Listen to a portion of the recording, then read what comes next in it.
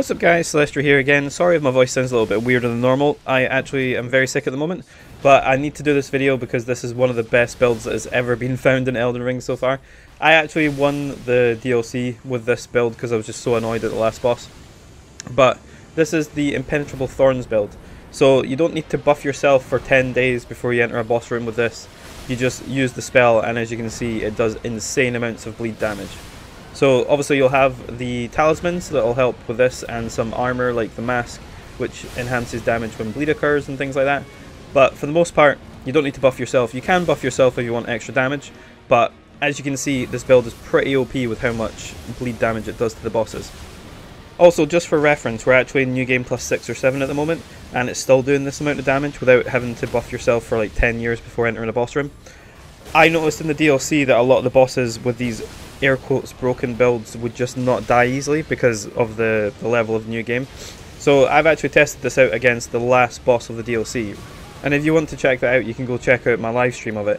But yeah, it's pretty good against pretty much every boss. There's some bosses that are pretty resistant to bleed, but for the most part all the bosses die in a good few hits with this build. So I'll show you guys how the build actually works. So for the build, we have the Maternal Staff. This is a great weapon, scales A with Intellect and Arcane.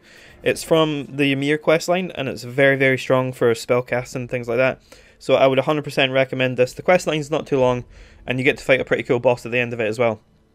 This is probably one of the best ones for it. So first off, we have the White Mask, which is good for blood loss because it increases your attack when blood loss is nearby. And we're going to be doing a lot of that.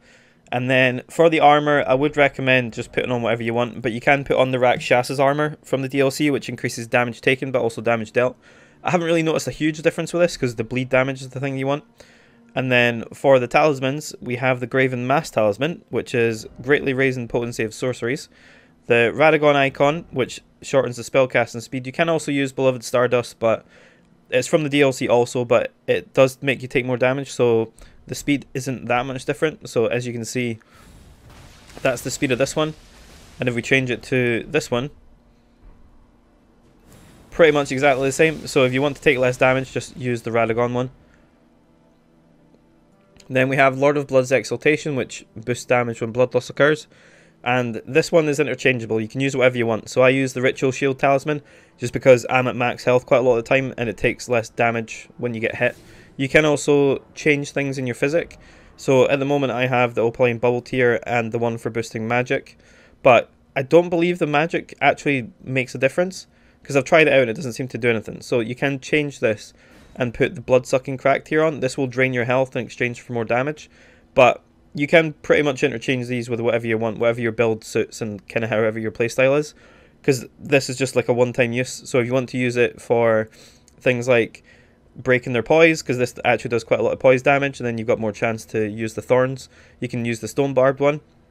There's other ones like the Cerulean Hidden Tier for if you have a low amount of FP, and then just pretty much the world's your oyster, just make whatever you want.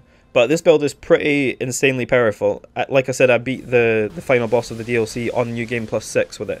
So just make sure you're up close and all three of them hit like this, and that pretty much guarantees a huge amount of blood loss and a huge amount of poise damage. But hopefully this guide has been helpful, guys. If you enjoy this build, let me know. I don't usually use magic builds, but I was getting really annoyed with the last boss of the DLC, so I ran with it and it seems to work. So let me know how you're getting on with the DLC. If you have any broken builds that you want to share with me, let me know and I'll do some videos on them. And yeah, you guys have a great day, and I'll see you in the next video. Hopefully I sound a bit better by then. Bye bye.